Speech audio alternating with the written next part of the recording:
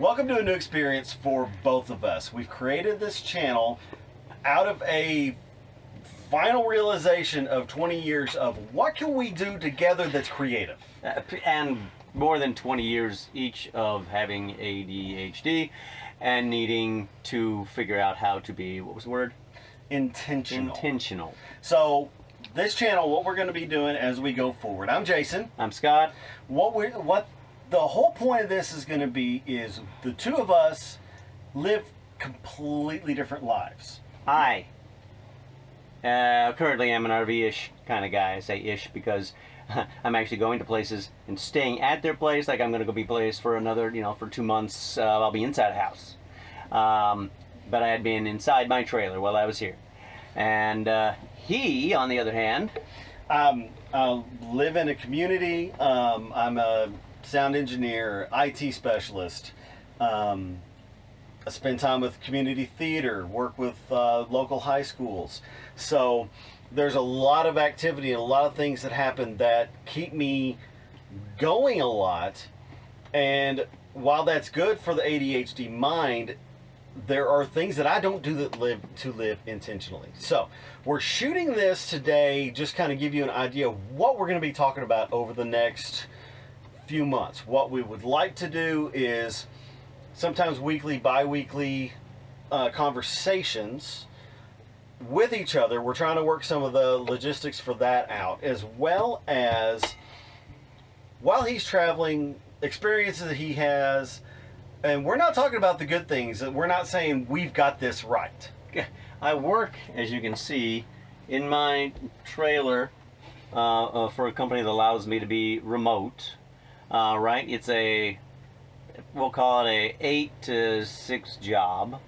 And so wherever I go, I have to have internet and power. Those are the two main things I have to have, because as a trailer, if any of you know who with trailers, if anybody you know that has trailers, I have, you can't see it, you're right there, there's a semi full-size refrigerator freezer, I've got a CD player, I've got a microwave oven and an actual oven, see, things that the houses have, right, but also that houses have, but obviously much smaller, and for one or two people, you're not going to have it for like a whole family. Jason lives in a place with stuff that's meant for a whole family. Yep, and we talk about intentional living. Now, this is going to be something that you're going to see me take on smaller tasks. Why can't I do this task? Well, it's because I've got to get from here to here to here to here to here. The intentional part of that is going to be, okay, why can't you do that task? Because there's 4 tasks ahead of it, because of the way that I'm not focusing on the simple things. And a lot of the stuff when it comes to my side of things is my major intentional has to be at work, because I start on a task, and we're talking tasks here, start on a task that I am working on, and I probably could be done in 20 minutes. But then something pops up on the screen from an email, and I go, oh, I really need to take care of that. And then another thing from my memory, wait, there was something I probably should have taken care of yesterday, except for that task then takes 45 minutes to get done. Intentional, just figure out what your steps are and do them. And that's what we're trying to work on. That's what we're trying to get intentional about, is those, well, steps. So I'll give you an example. So I literally have probably 4 what you would call hobbies. Work with plastic models. I play guitar. I also I'm also play D&D. Getting ready to work on starting a campaign with my group that I do. But when I say, okay, let's say I'm going to sit down and work on a model. Well, I might have been, for the last 2 weeks, coming in, putting stuff on the kitchen table. Well, problem is, since we all in this family are moving around all the time, I don't have the kitchen table to work on the model.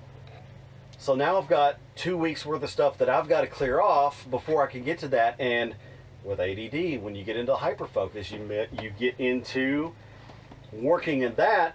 Well, by that time, you lose that creative edge. You lose the want to do the thing that you want to do. And that goes into every part of life. You know, you start the laundry. I'm going to get laundry done today, dang it. You go, you do your laundry. It gets in the basket. You start folding. Daddy, I need this. Honey, can you come take care of this? You know, all this stuff, the distractions, the things that stop that flow. Intentional living is part of making sure that you know what you're going to do, what your task is going to be, and knowing you're going to have interruptions, knowing you're going to have the things that are going to take you on the sidebar, but it's knowing when to stop the sidebar. And his interruptions when he's at home are much different than my interruptions here. My interruptions, like I said, for me it's work and my problems at work. He has less problems at work when it comes to these things. He probably has some, okay, but mine is almost everything that I have that I do is has to do with emails. And so when emails come up, you know, another one comes up, another one comes up. And then I've also gotten people from other places calling me, texting me, that kind of thing. So all these things are coming up, taking me away from that initial one. And it always happens when you're doing that initial one. So you get to that, you get to the point where you say, okay, let me get back to that one. What was I doing? Oh my That's gosh. the problem I have a lot. Yes. So just yesterday, I'm sitting in the office.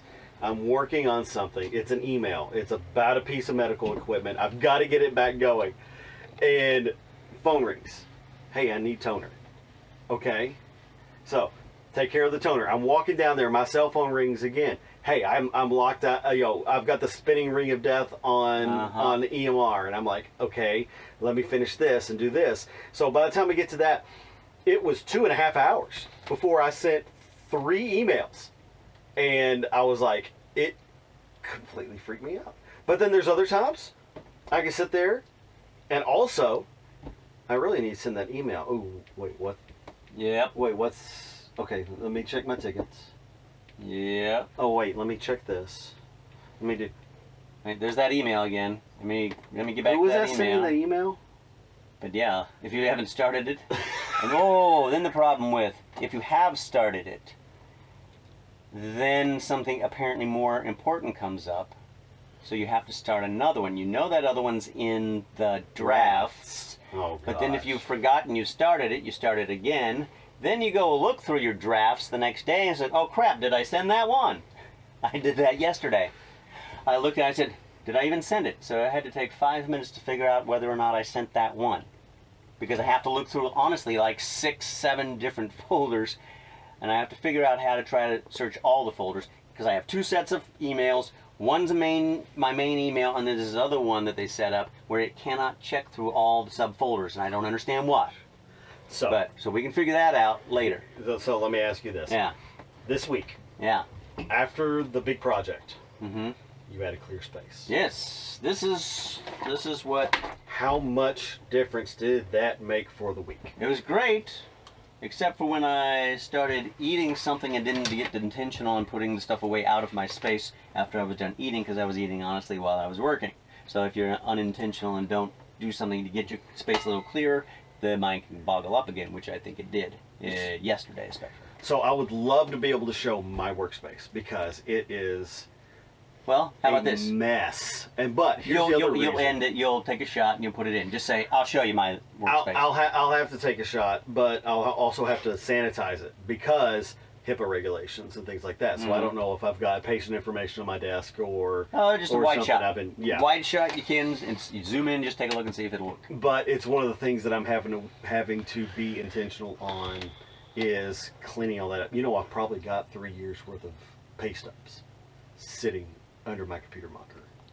I've probably got printouts from 2 years ago where somebody said, hey, look, this printer's doing something stupid. It's probably still sitting there. Now I do use paper for scratch paper. Yeah. You know, that's a whole different thing. But, you know, the fact that I've probably got that much right under my monitor, and it's, you know, I don't have a really big desk. It's probably not a whole lot bigger than this. You know, two 24-inch monitors, nothing amazing, a phone and all that.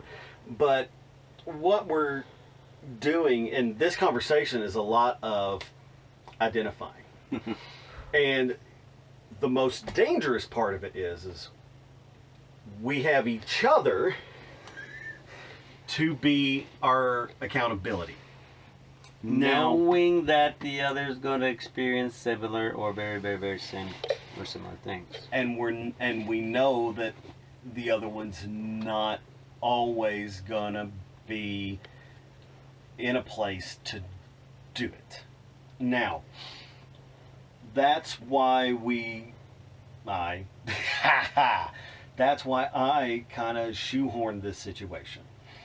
And it came out of Her butt. yeah. Sorry, we're dealing with a little bit of a smell situation. Yeah. So Anyway, back up here. It came out of. Yeah, it came out of a need to, and it basically was an intervention. The lack of intentional living, and I was identifying it within myself and getting frustrated with certain things because there's some goals that are coming forward, and we're going to talk about them later on the channel. But I have some goals going forward that I am the biggest hurdle to. But the intervention was me. He was saying, "What's going on with you? What? Seriously, over the last like week or so, you're sort of changing or whatever." And I was saying, I don't really have a goal. I used to like to video edit and that kind of thing, and my nice laptop's been sitting doing nothing for the last year and a half. You know, just feeling a lack of one thing, creativity, honest lack of creativity, but wanting to be creative, but then having absolutely not interest. All the interest is there, but the intentionality of starting things. I know my mind, when it's creative, it goes, and I enjoy that. When I don't get my creativity in it, whether it be my own fault, I actually can get down on myself for not doing the thing I want to do.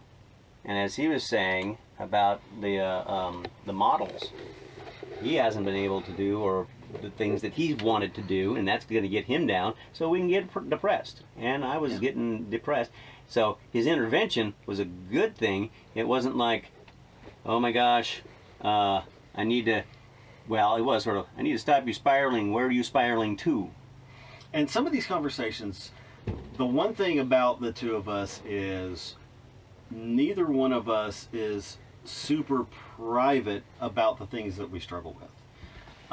And I don't have any shame about what I deal with. My ADHD has been something, it's been part of my personality for years. It's something that I can absolutely weaponize and use to get multiple things done. At the same time, it's the biggest barrier. And so identifying that, and we'll talk about this a little bit more in the intro video to the next clip. But what happened was we went nuclear on the trailer. Oh my gosh. When he says nuclear, it means, you know, mushroom cloud fallout. That's what it was. And we had, you know, we grabbed my daughter, turned her into our camera winch. Hi, daughter. Yep, Camera winch. She's camera winching for us right now. And what she did, she followed us. It's hilarious because he felt like absolute crap. I was sick as a dog, 2 dogs, whatever that means, and had been sick for 2 days, 2.5 days. And so he said, "We're doing this." And I said, "Okay."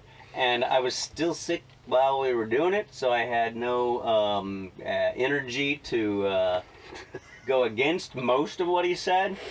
There were a couple of things I said, "Nope, that's got to stay." And a couple of times he said, "Are you sure?" And I said, "You're right, it's gone." But most of the time he said, "Okay, you do this, you'll see." And what that came out of, you know, and we'll talk some more about this because there are parts of life that influence our mindset. Sometimes just as well as it does for a normie, which is what I typically call people that don't have our weird brain chemistry, that it also deals with normies, but it also causes a different kind of a chemical reaction for us. I need to go back and look at the statistics, but especially during COVID, during during COVID, anybody that's been in the military, things like that, ADHD, the numbers are really high for the people that do spiral out through grief, through depression, through things that they can't control, and through people not understanding how to communicate with an ADHD. Suicide rates are extremely high. And there's not a lot of conversation around how does a normie deal with an ADHD? Medicate them, medicate them, medicate them. You know, that's what you grew up with. That was a lot of what I did too. That's just it. Remember, I didn't grow up with that. There was nothing, not diagnosed till 25, so there was no medication. It was that kid. Saw that. You saw that in the schools. Did you No, that's just it. There wasn't knowledge of any. It was, they called it hyperactivity. There wasn't really ADHD, and within the 70s, I was born in 1970. In the 70 to 80, really never heard of anything called ADHD. No, the parents just decided they're going to beat it out of you. Yeah. You know, that kid needs a whipping. You know, you know what? It happened. I learned some stuff. It's by getting spanked. It's true. It is. Yeah, that's a lot of the adjustment that I had too. And so, but when you medicate, some people should have it, some people shouldn't have it. I didn't have it growing up. When I was 25, I got some. I didn't have the money to keep going on it, so I didn't. And then I got some again, probably when I was 30 or 35 or whatever. And I've noticed, and then so the last set of time, I've actually had some medication, and I will say this, with what I had, the amount, it actually brought my feelings of sort of depression and I'm not going anywhere, doing anything, I'm just, and almost anxiety, it actually did help with that. Okay, and I'm just saying that for myself. Other people, maybe it doesn't. It's not like it throws me overboard and says, no, it sort of, it normalized me out from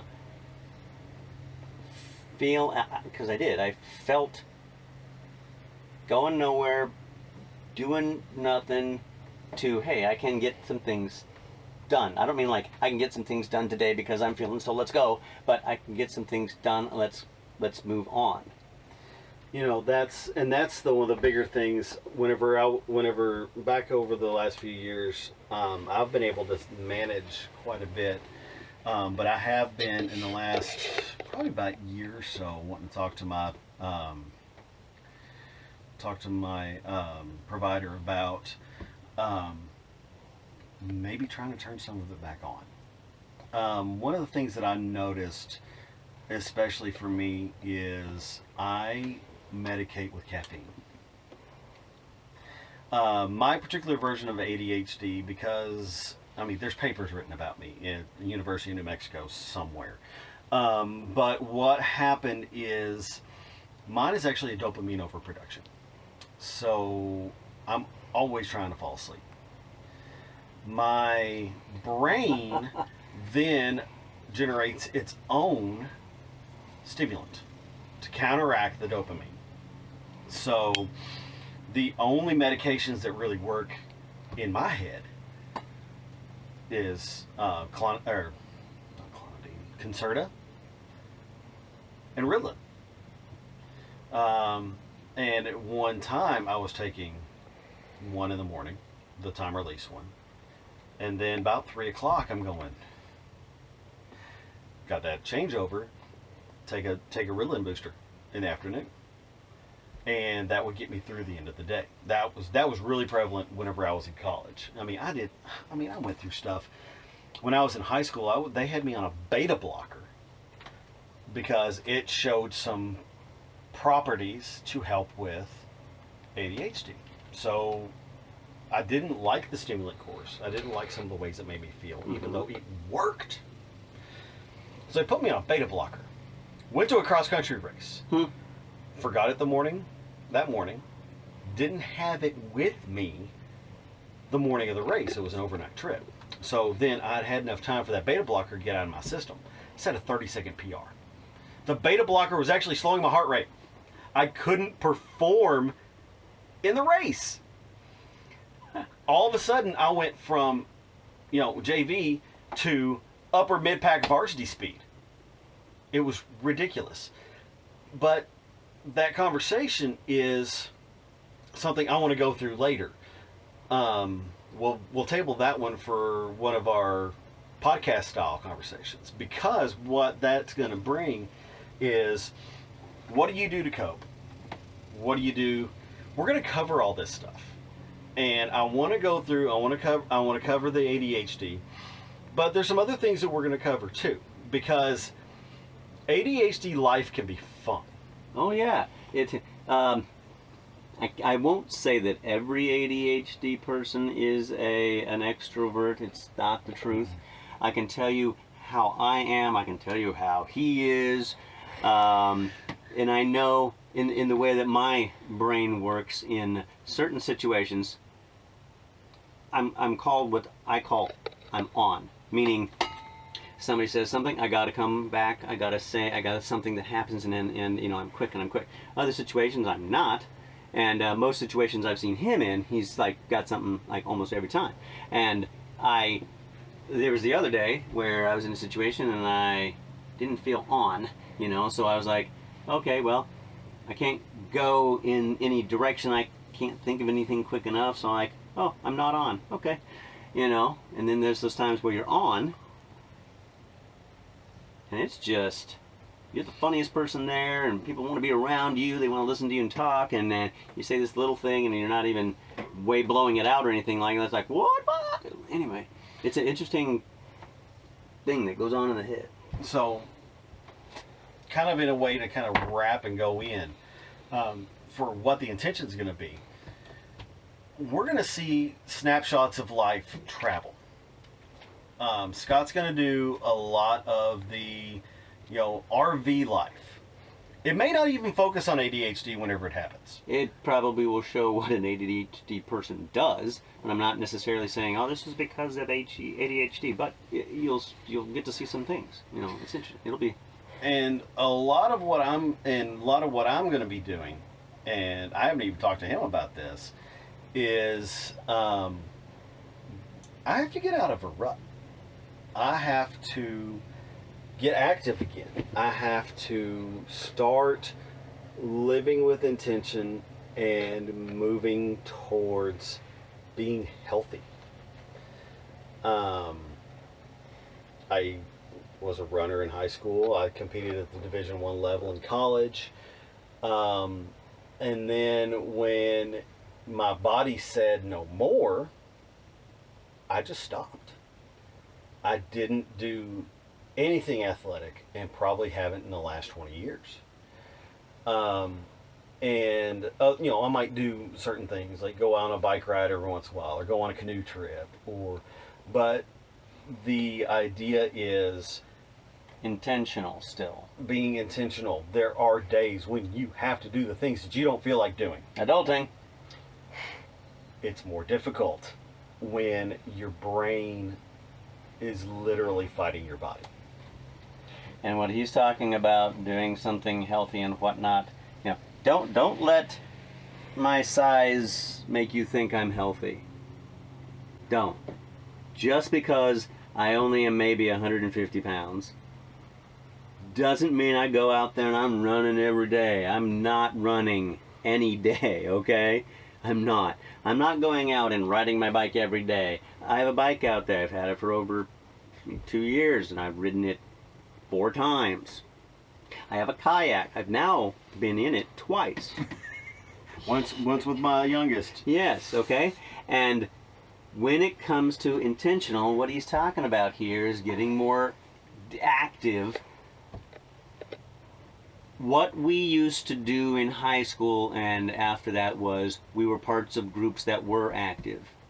Now, if you're not a part of a group that's active, you have to make it active yourself. That's not easy. Especially post-COVID. Because nobody wants to get, everybody kind of got used to doing their own thing. So that's one of the things that, you know, my intentionality is getting my spaces together. Which is much of what I identified in him, which is what started this entire conversation. And it started the long video. We worked, from 11 a.m. till 11 p.m. that night. And it's only 4 hours to show for it. Yeah.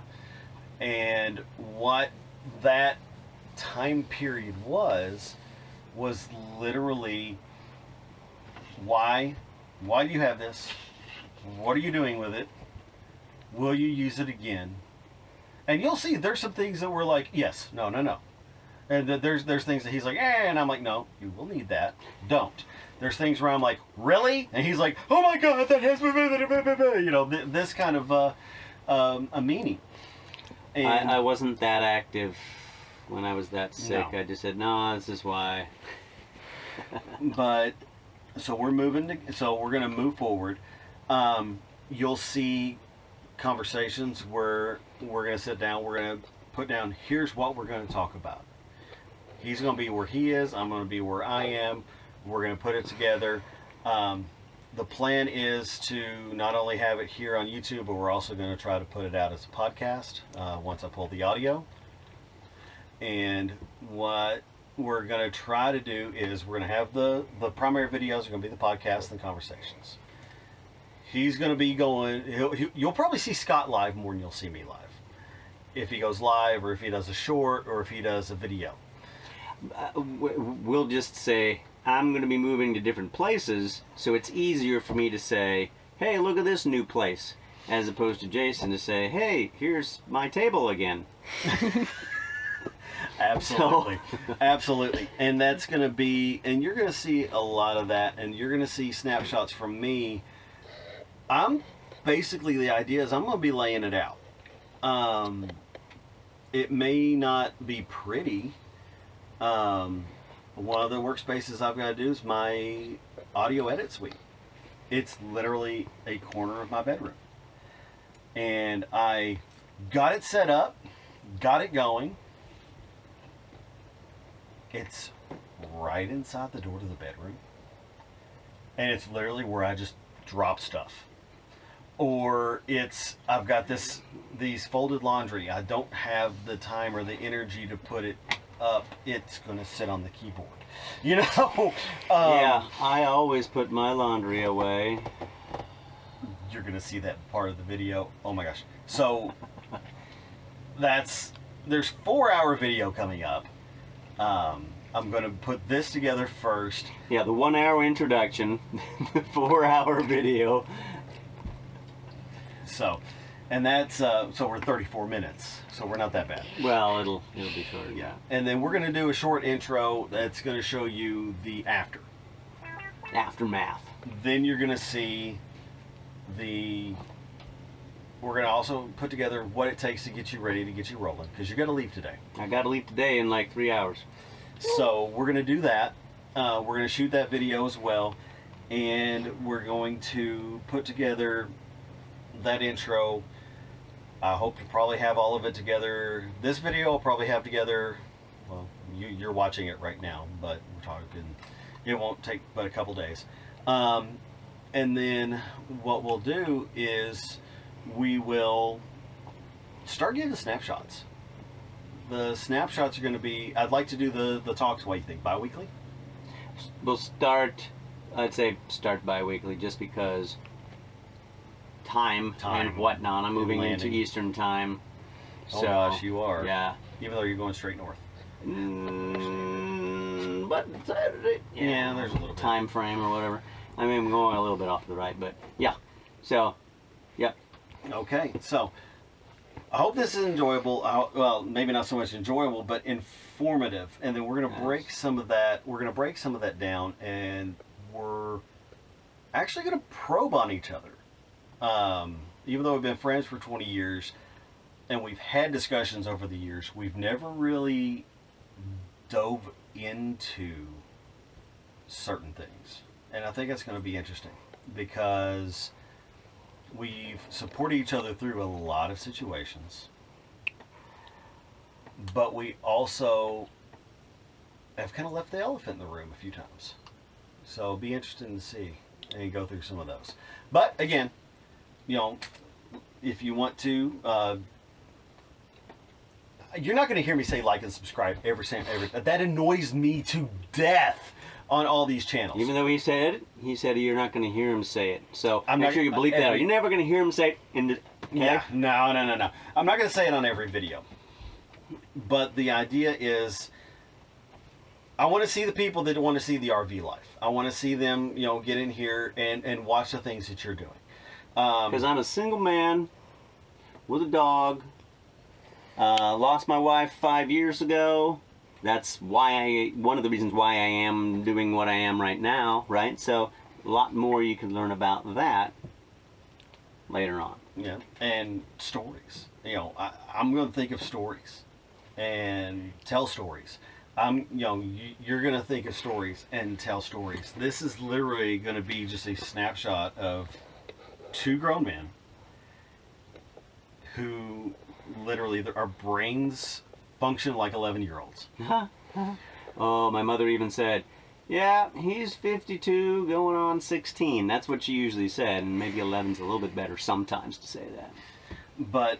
And that's what we're going to do. So, you know, follow the journeys, follow the conversations. It's not going to be easy. It's not always going to be sunshine and unicorn poop. It's literally going to be, okay, that sucks. And what we want to see our friends see this. We want to see our family see this. We want to see strangers who go, this can help because that's me. It. That's what I'm doing. That's what's happening. And create a conversation. The biggest thing is going to be the conversation because, you know, I'm going to leave it on this point. Repetition. If you're working on something, somebody asks you to do something, you start it. Mm-hmm. You get sidetracked. If someone says, hey Scott, can you finish that what I asked you to do? That's not an embarrassment to you. I don't ever take it that way. But the biggest thing that I get is the people that don't identify it and get frustrated. And then the other one is the people that get embarrassed because they feel like they're going to embarrass you because they've asked you to do something again. Yeah. Yeah. That's the big, you know, if you have an ADHD loved one, do not ever be afraid to reiterate something that they've fallen off of. We don't take it badly. You kind of go, oh crap, yeah, I was doing that, wasn't I? Yeah. And that's about as harsh as I'll get with myself. Yeah, and unless it was something that was going to kill somebody if I didn't do it, then I might. Then I might have something else to say to myself. But you know, I'm gonna dive into that a little bit more later. But wow, that got southern fast. Southern fast. So that's going to be a conversation, and that's probably going to be the first of our chats, because I want to steer the conversation towards cohabitating with an ADHD.